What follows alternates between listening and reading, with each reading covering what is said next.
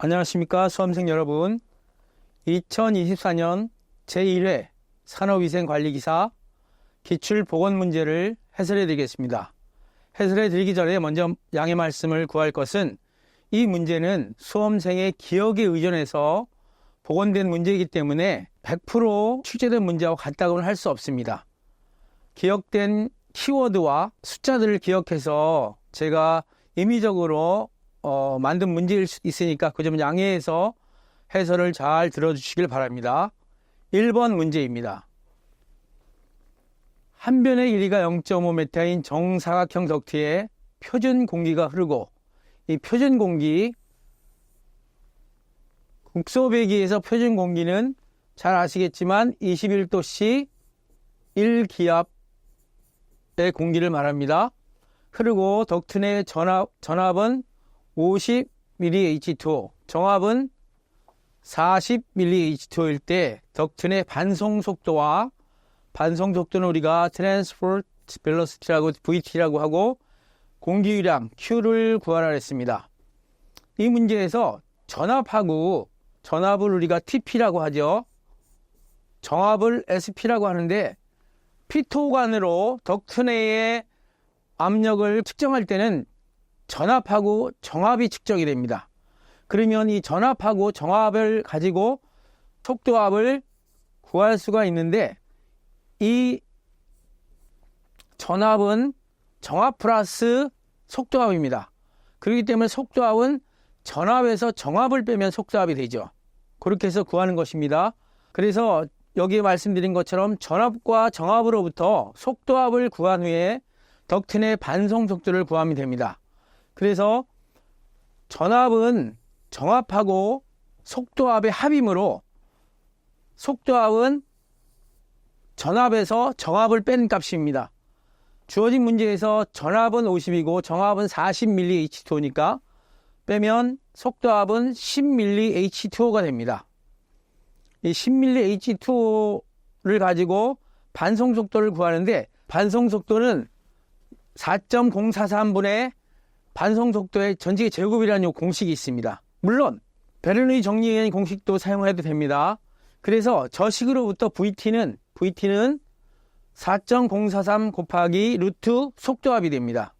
그래서 위에서 구한 속도압을 여기다 대입시키면 반송 속도는 12.79 m/s가 됩니다. 이러한 그 속도를 구한 다음에 공기유량은 덕트의 단면적, 즉 0.5m의 정사각형이니까 0.5 곱하기 0.5, 요게 A가 됩니다. 에다가 속도 곱하고 요거는 초를 분으로 바꾸는 그러한 60을 곱해줬습니다. 그러다 보니까 191.85 세제곱미터/미니트가 정답이 되겠습니다. 근데 여기서 여러분 알아둬야 될 것은 지금 이러한 그 속도압이 이러한 공식을 나타내는데 이러한 공식 외에 속도압이 2지분의 감마 V 제곱, VT의 제곱, 요 식을 사용해야 됩니다. 속도압을 구할 때. 그래서 여기 VT를 12.79라고 했는데 요 VT를 속도압을 구한 다음에 이렇게 다시 계산해도 반송 속도가 12.79 m/s가 되기도 합니다. 이렇게 구해도 되고 저렇게 구해도 되는데 대부분 이렇게 간편식을 많이 사용한다는 거 꼭 기억해 두시길 바랍니다. 2번 문제입니다. 유해물질이 인체에 미치는 유해성, 2020년 이후에 유해성에 관한 문제가 자주 출제되므로 이 문제도 그 일환으로 출제된 것 같습니다. 건강 영향을 좌우하는 인자 5가지를 쓰시오. 유해물질 우리 몸속에 어떠한 유해성을 미치는 그 5가지의 인자, 개인의 감수성, 또 유해물질의 농도, 또는 유해물질의 독성, 유해물질 노출 시간, 그 다음에 작업 방법, 그 다음에 인체의 침입 경로. 보통 인체의 침입 경로의 호흡량이 95%를 차지하고요. 그 다음에 피부가 3%, 음식물이 2% 정도의 영향을 미치고 있다고 생각하시면 됩니다. 이러한 문제도 제가 볼 때는 거의 처음 나온 문제이기 때문에 확실히 알아두시는 것이 좋습니다. 3번 문제입니다. 산업안전보건법상 사업장의 안전 및 보건에 관한 중요 사항을 심의 의결하기 위해 사업장의 근로자위원과 사용자위원이 동일한 수로 구성되는 회의체의 명칭. 이번에 그 2024년 제1회 실기 문제를 보니까 이 기사에서는 그 산업안전보건과 관련된 문제가 꽤 많이 나오고 있어요. 그래서 여러분들이 하여튼 기출된 문제에 대한 그 산업안전보건법에 관련된 문제는 확실히 좀 암기해 두시는 게 좋겠다고 생각합니다. 이 답은 요 딸랑 요겁니다. 산업안전보건위원회. 요것만 쓰면 5점이 되는 거예요. 그런데 제가 이제 여러분들 이해를 돕기 위해서 조금 더 첨언을 해놨습니다. 요거는 산업안전보건법 제24조에 산업안전보건위원회라는 항목이 나옵니다. 사업주는 사업장의 안전보건에 관한 중요 사항을 심의 의결하기 위하여 이렇게 문제와 똑같은 의미로 법에 나오고 있으니까 산업안전보건위원회의 그 특징 설명을 여러분 잘 알아두시길 바랍니다. 4번 문제입니다. 작업장의 실내 온도가 40도씨이고 또 기압이 800mHg에서 853리터인 아세틸 아세톤 화학식은 이렇게 생겼고요.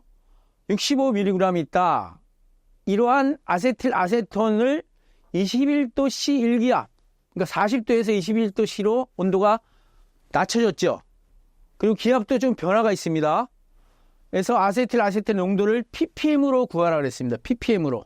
보일 샤를의 법칙에서 보일은 압력, 샤를은 온도에 보정을 한 법칙이죠. 그래서 V2는 V1 곱하기 T1분의 T2. 이거는 온도 보정. 그 다음 P2분의 P1. 항상 온도와 압력은 반비례 관계이기 때문에 저렇습니다. 그래서 주어진 게 853리터잖아요. 그렇죠?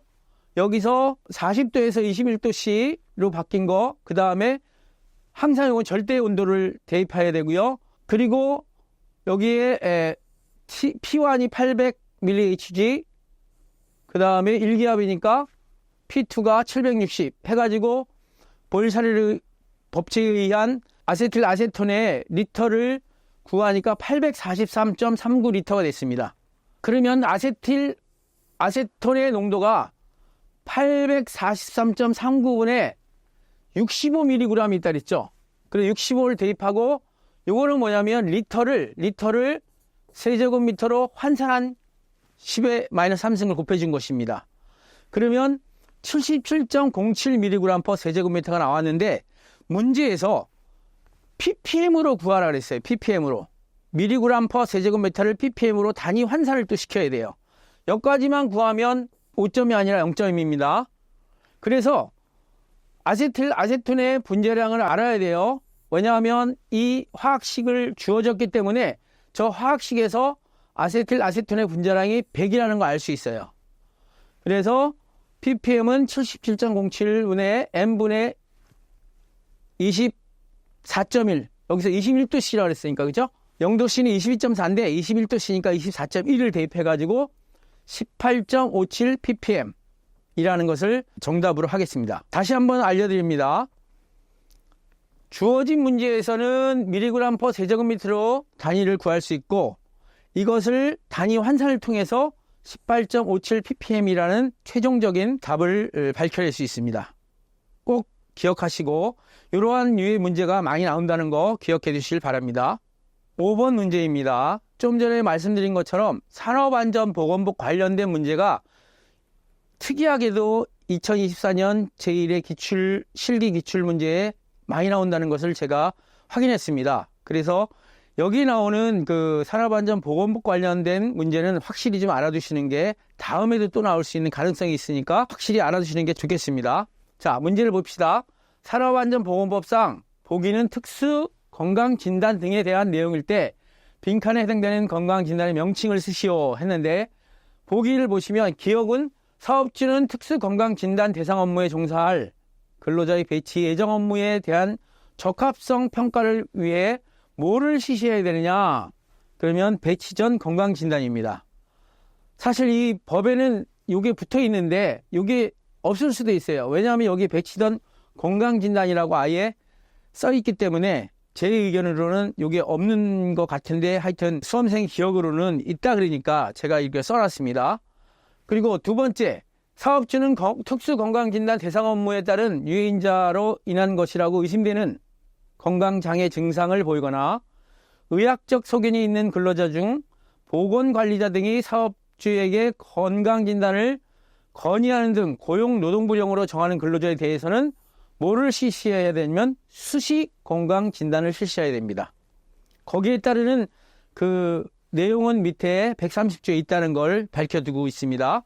그 다음에 마지막으로 고용노동부 장관은 같은 유해인자에 노출되는 근로자들에게 유사한 질병의 증상이 발생한 경우 등 고용노동부령으로 정하는 경우에는 근로자의 건강을 보호하기 위하여 사업주에게 특정 근로자에 대한 임시 건강진단의 실시나 작업 전환, 그 밖에 필요한 조치를 명할 수 있습니다.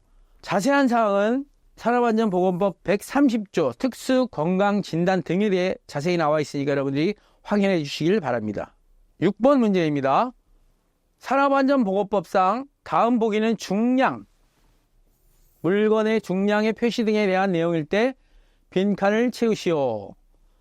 사업주는 근로자가 5kg 이상의 중량물을 들어올리는 작업을 하는 경우에 다음 각호 조치를 취해야 한다. 그래서 여기 조치가 두 개가 있는데, 주로 취급하는 물품에 대하여 근로자가 쉽게 알 수 있도록 물품의 무엇과 무엇에 대하여 작업장 주변에 안내 표시를 해야 되는데, 그것은 뭐냐면 중량에 대한 물품의 중량과 또 하나는 무게 중심에 대해서 작업장 주변에 안내 표시를 해야지 근로자들이 그 물건을 들어올리고 옮길 때 확실히 근골격계 질환이 걸리지 않고 작업할 수 있다. 이런 의미를 가지고 있습니다. 그래서 여기 보면 취급하기 곤란한 물품은 손잡이를 붙이거나 갈고리, 진공 빨판 등 적절한 보조 도구를 활용하라고도 나타나 있습니다. 이거는 뭐냐면 산업안전보건기준에 관한 규칙 665조의 중량의 표시에 정확하게 나타나 있습니다. 7번 문제입니다. 크실렌, 지금은 크실렌은 말을 잘 안 쓰고 자일렌이라는 말을 많이 쓰죠. 자일렌과 톨루엔의 그 뇨, 오줌, 소변 중에 대사산물을 각각 적으셔. 이 말은 뭐냐면 어떤 근로자가 자일렌, 크실렌을 흡입했거나 또는 톨루엔을 흡입했을 때 그 사람의 소변 속에 어떠한 물질이 있어야지 그것을 확인할 수 있느냐, 이런 문제거든요. 대사산물이라는 것이, 자, 잘 알아두시기 바랍니다. 크실렌, 자일렌의 대사산물은 메틸마뇨산입니다. 메틸마뇨산. 왜 마뇨산이냐면 말맞자예요. 말 오줌에 들어있는 성분이 라는 의미를 가지고 있습니다. 메틸마뇨산. 그 다음에 톨루엔을 흡입했을 때 대사산물은 그냥 마뇨산이에요. 히프릭 애시드라고도 하고, 또 also 크레졸이라고 하는데, 제가 이제 확인해 보니까 톨루엔의 요즘 대사산물 중에 마뇨산은 크레졸보다 공기 중에 톨루엔 농도 더 연관이 되어 있습니다. 그래서 거의 그 톨루엔의 80% 정도가 요로는, 오줌으로는, 소변으로는 마뇨산이 나오고 0.05 아주 적은 퍼센테이지만 크레졸로 생체 변환되기 때문에 요거 아니면 마뇨산 아니면 오르소 크레졸 써도 돼요. 둘 중에 하나만 써도 되고 두 개 다 써도 되고, 그러한 그 정답 처리가 있으니까 여러분들이 확실히 두 개를 다 외워두시는 것이 좋습니다. 8번 문제입니다.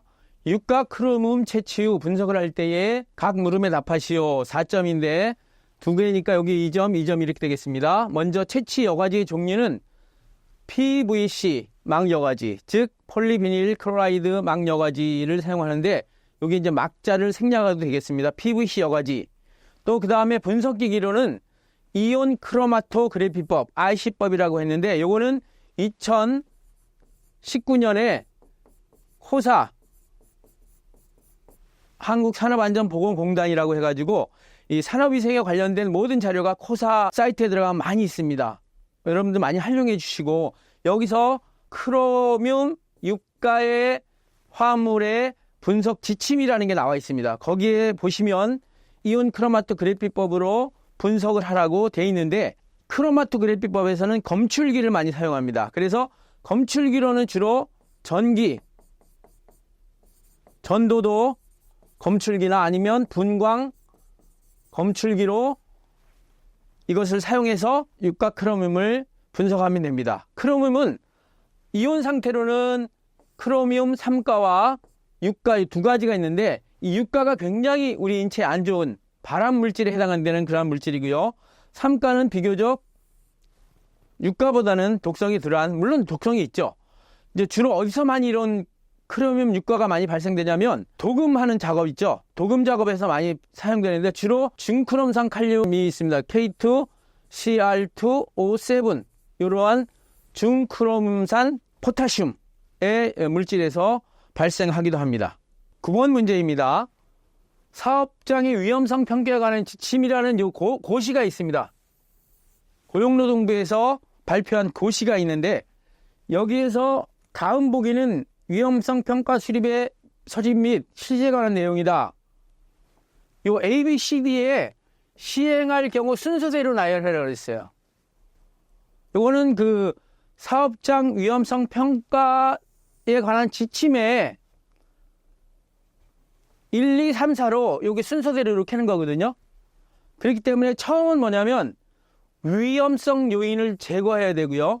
두 번째는 그 제거할 때 공학적 실시를 행해야 되고, 세 번째는 관리적 실시, 네 번째 마지막으로 이제 개인 보호구를 착용해야 되는 그러한 그 순서가 있습니다. 그래서 여기 지침을 보시면 사업주는 허용 가능한 위험성이 아니라고 판단하는 경우에는 위험성의 수준, 영향을 받는 근로자의 수 및 다음 각호 순서를 고려하여 위험성 감소를 위한 대책을 수립하여 실행하여야 한다 해가지고, 첫 번째, 위험한 작업의 폐기 변경 또는 위험물질 대체 등의 조치 또는 설계나 계획 단계에서 위험성을 제거 또는 저감하는 조치, 그러니까 위험성을 제거하는 거죠. 첫 번째가.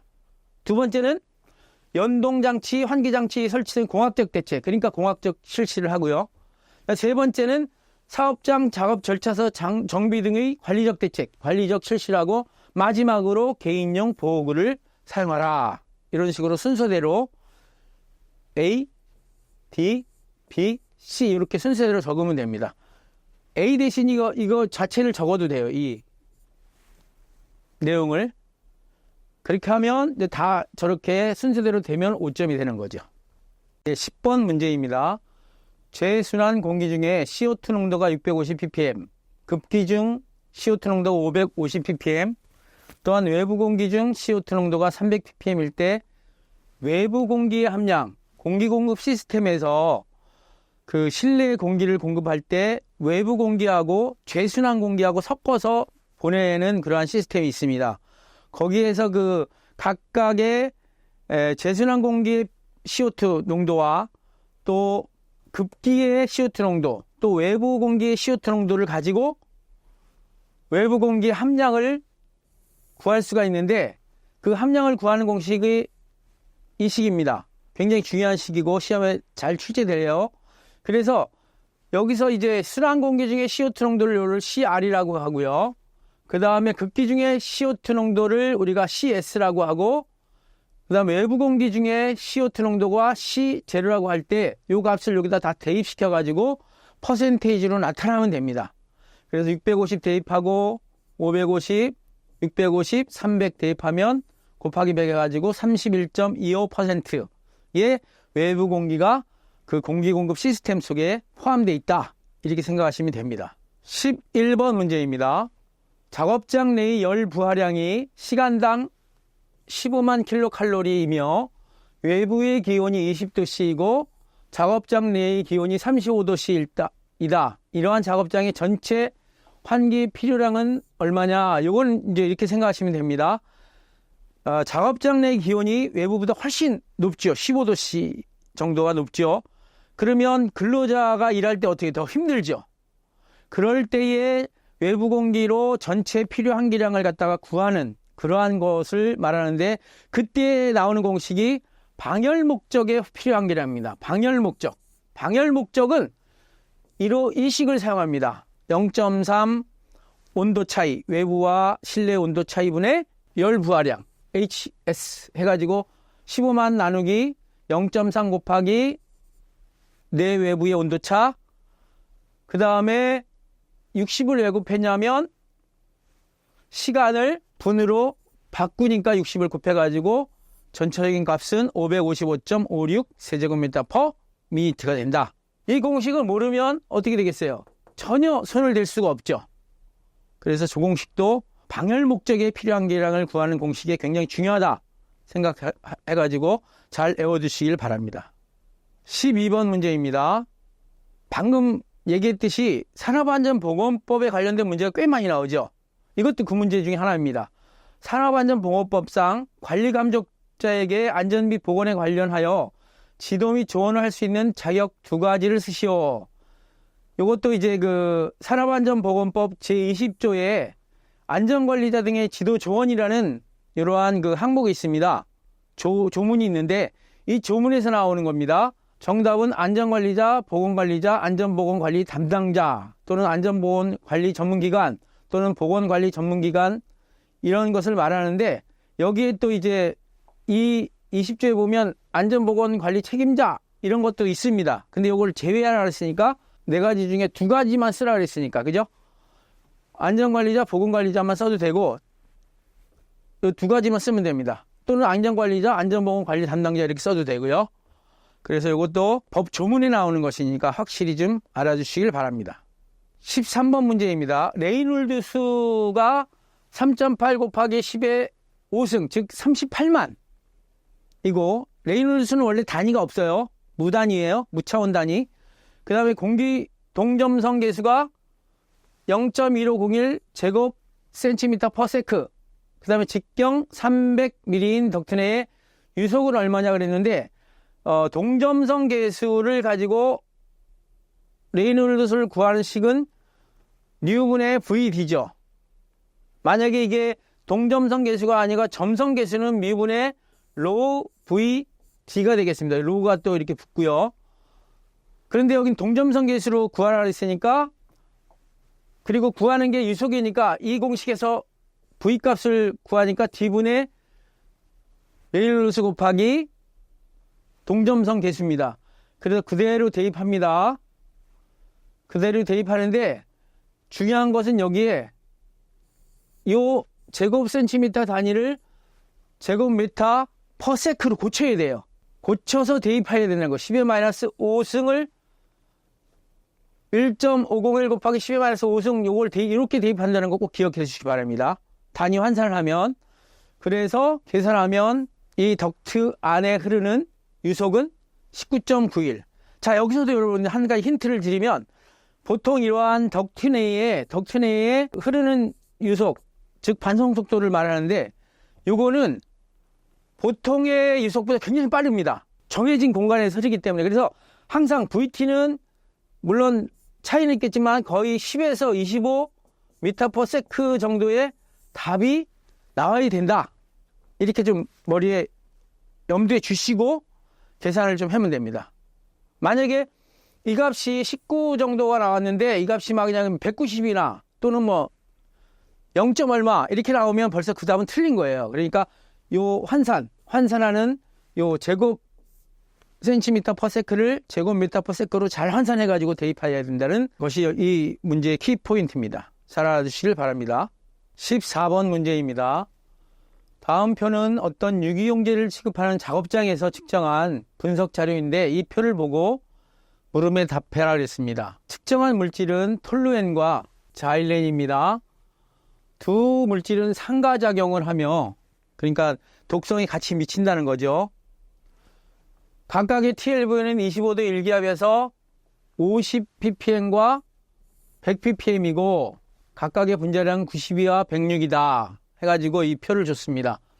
첫 번째 톨루엔의 TWL을 구하고 두 번째 자일렌의 TWL을 구하고 두 유기용제가 동시에 노출됐을 때 노출 초과 여부를 판정하라 그랬어요.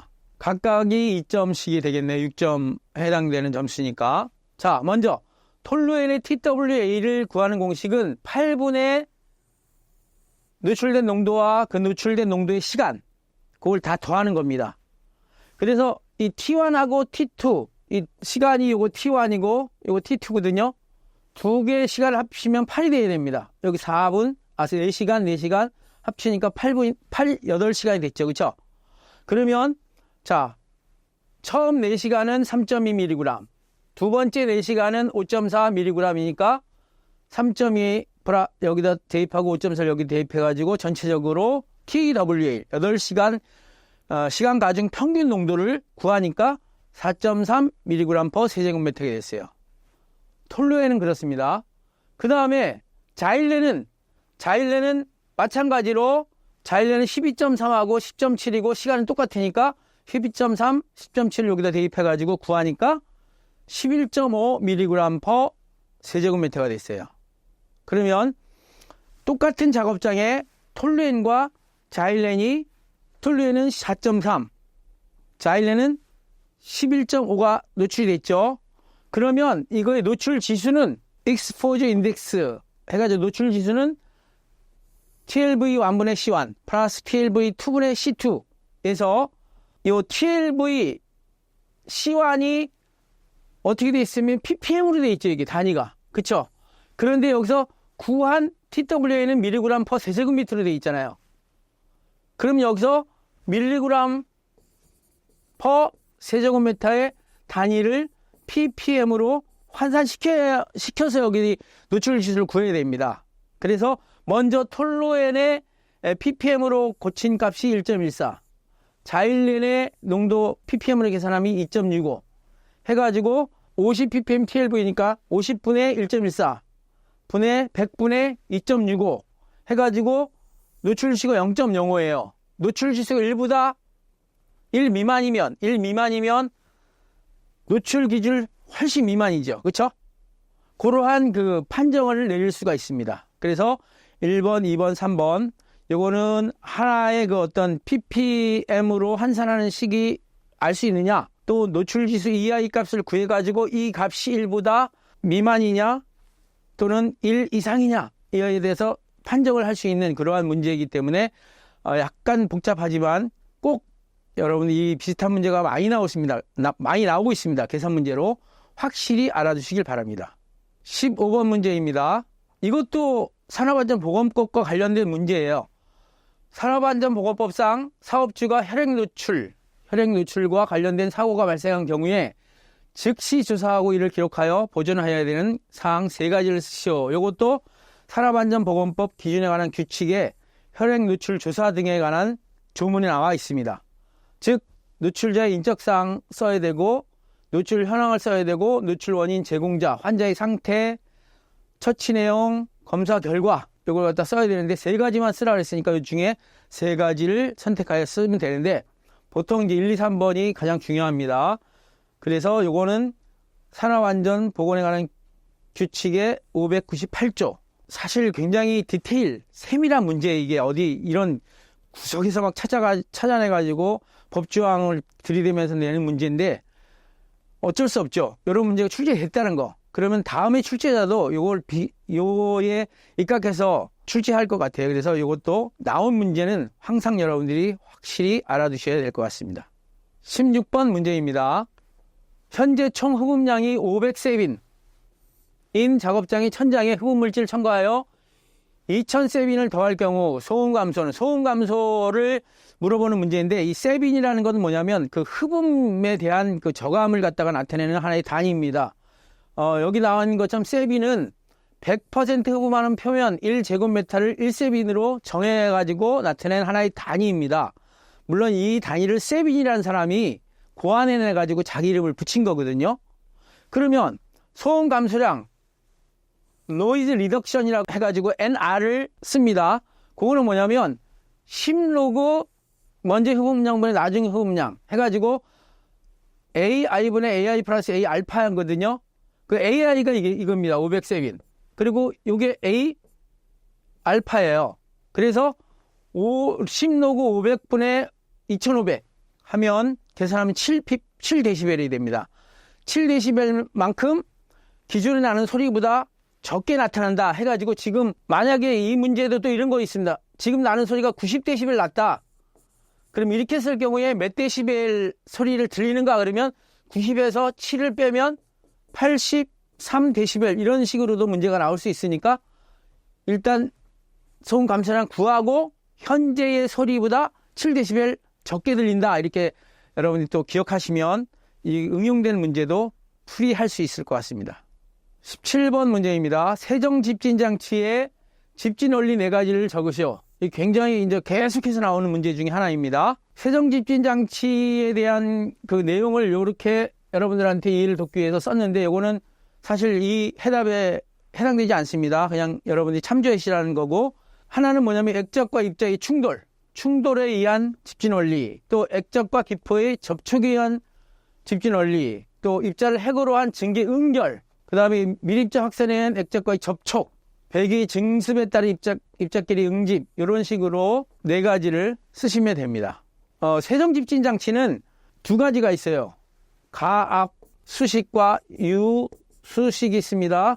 가압 수식은 뭐냐면 물방울을 압력을 세게 해가지고 물방울이 많이 이렇게 만들어가지고 입자랑 달라붙게 해서 없애주는 벤트리 스크러버, 제트 스크러버, 사이클론 스크러버, 여기 해당되는 거고요. 유수식은 뭐냐면 물 속에 함진가스를 그 어항에 왜 이렇게 버블 해가지고 버블을 넣어가지고 하는 것처럼 그렇게 해서 제거하는 거예요. 물 속에 함진가스를 넣는 건 유수식, 함진가스에 물을 분사시켜가지고 물방울로 제거하는 건 가압수식. 또 그 종류를 물어보는 문제도 많이 나옵니다. 그러나 그 원리는 여기 나와 있는 것처럼 액적과 입자의 충돌, 기포와 입자의 접촉, 핵으로의 증기 응결, 밀입자 확산에 의한 액적의 접촉, 증습에 의한 입자끼리 응집, 요 5가지, 요 5가지 중에 지금 4가지를 적어놨으니까 4가지 적으시면 되겠죠. 잘 알아주시길 바랍니다. 18번 문제입니다. 시간당 톨루엔 사용량이 100g, 톨루엔의 분자량이 91.13이고 보관 장소의 온도와 기압이 각각 18도씨 1기압이다. 국소배기 장치가 어려워 전체 환기 장치를 설치하고자 할 때에 톨루엔의 증기 시간당 발생률을 구하라. 이런 문제는 기존에는 안 나왔던 문제인데 가끔 출제되니까 또 잘 알아두시는데, 먼저 이 보일-샬레 법칙에 의해서 24.1, 그러니까 전체 환기의 표준 공기 온도가 21도씨죠. 그러면 거기 1몰이 차지하는 부피는 24.1 리터입니다. 그럼 24.1을 지금 18도씨에서 21도로 바뀌었잖아요. 그러면 온도 보정을 해야 됩니다. 샬레 법칙에 의해서. 그러면 온도가 21도씨에서 18도씨로 낮았으니까 줄어듭니다. 23.85리터가 됐습니다. 그러면 톨루엔의 발생률은 리터 퍼 아워로 나타나랬으니까 사용량이 얼마예요? 100g per hour에서 분자량분의 증기의 부피, 즉 100 곱하기 요 분자량, 톨루엔의 분자량 92.13분의 23.85 증기의 부피죠. 하면 25.89 리터 per hour만큼의 톨루엔의 증기가 이 작업장에서는 발생하고 있다. 이렇게 생각하시면 됩니다. 잘 알아두세요. 이 문제도 계속해서 나올 수 있는 문제이기 때문에 풀이 방법을 확실히 좀 알아두시길 바랍니다. 19번 문제입니다. 트라이클로로에틸렌, TCE라고 많이 하죠. 를 사용하는 작업장의 과거 노출 농도가 50ppm이었다. 채취해야 할 최소한의 시간은 몇 분인가? 근데 조건이 있어요. 정량 한계가 하한치가 0.5mg이고 시료 채취 펌프의 유량이 0.15 LPM. 여기서 LPM 잘 알아두세요. LPM은 뭐냐면 이제 그 원어 책에 많이 나오는데 리터 퍼 미니트를 줄여서 LPM이라고 해요. 작업장의 온도는 25도 1기압이고 트라이클로로 에틸렌의 분자량은 131.39이다. 그럼 먼저 이 50ppm을 미리그램 퍼 세제곱미터로 환산을 먼저 해야 됩니다. 이 문제를 풀려면. 그러면 50에서 24.45분의 131.39. 왜냐하면 25도씨니까 24.45죠. 그러면 268.7mg per 세제곱미터가 됩니다. 정량 한계를 기준으로 최소한으로 채취할 공기량이 결정이 되기 때문에 이 공식이 또 있습니다. 이거 중요한 공식이에요. 예상 농도분의 LOQ. LOQ가 여기 정량 한계라고 그랬죠. 그래서 예상 농도가 268.7분의 0.5mg 하면 1.86리터의 그 공기량이 결정이 됩니다. 그런데 1.86리터의 공기를 채취해야지 정량이 되는 거예요. 그런데 지금 여기 문제에서 분당 0.15리터만큼 채취한다 그랬죠. 그러면 분당 0.15리터만큼 채취하면 1.86리터는 몇 분 걸리느냐, 이러한 문제입니다. 그래서 1.86리터에서 0.15리터 per minute를 나눠주면 12.4분 이상을 채취해야지 이 트라이클로로에틸렌의 공기량을 갖다가 맞출 수 있다, 이런 의미가 됩니다. 자, 이런 건 무슨 어떤 공식이 있는 게 아니고요. 자, 여기 보세요. 리터 하면 지워지고 미니트가 올라가서 분이 되잖아요, 이렇게. 이게 뭐냐면 최소 한 해 시간으로 분으로 나타내는 것입니다.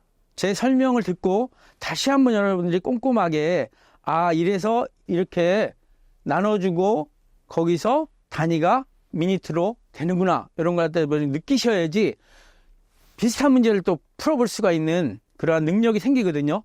그러니까 천천히 보세요. 이런 문제 굉장히 많이 나옵니다. 19번 문제 같은 거 계산 문제로. 20번 문제입니다.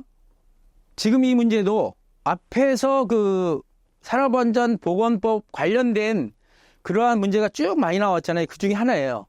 이상하게 이번에는 고시나 법에 관련된 문제가 많이 나온다는 특징이 있습니다. 그럼 2회 때도 이렇게 나오겠느냐? 그건 모르죠. 하지만 일단 출제된 문제는 확실히 알아두셔야 됩니다. 자, 사업주는 근로자가 허가 대상 유해물질을 제조하거나 사용하는 경우 근로자에게 알려야 하는 사항을 3가지를 쓰라 그랬어요. 단 그 밖에 근로자의 건강장애 예방에 관한 사항은 제외한다 해가지고, 지금 정답은 요 중에 3개를 쓰면 되는데, 이거 어디 나오냐면 산업안전보건기준에 관한 규칙 제460조에 나오고 있습니다. 이것도 유해성에 대한 내용이기 때문에 알아두셔야 되는데, 그 물질의 물리적, 화학적 특성, 또 발암성 등 인체에 미치는 영향과 증상, 취급상의 주의사항, 착용해야 할 보호구와 착용 방법, 위급 상황 시의 대처 방법과 응급조치 요령, 그 다음에 마지막으로 이제 그 밖에 근로자의 건강 예방에 관한 사항, 이런 게 있는데 요거는 빼라 그랬으니까 빼고 여기서 중에 3가지를 쓰면 되겠죠.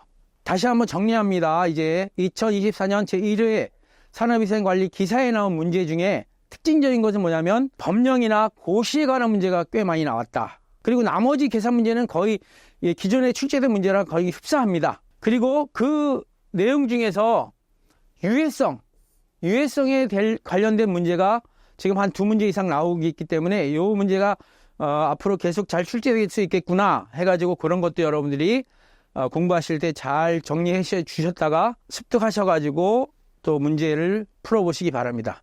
이상으로 2024년 제1회 산업위생관리 기사 기출보건 문제에 대한 해설을 모두 마치겠습니다. 감사합니다.